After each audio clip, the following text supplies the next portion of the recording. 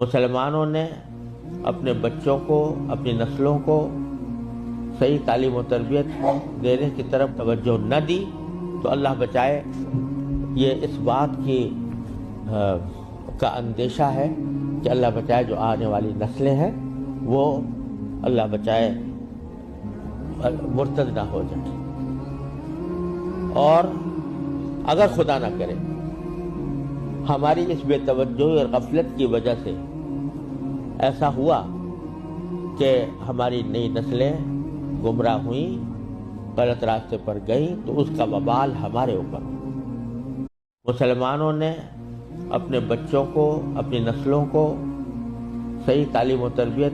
دینے کی طرف توجہ نہ دی تو اللہ بچائے یہ اس بات کا اندیشہ ہے کہ اللہ بچائے جو آنے والی نسلیں ہیں وہ اللہ بچائے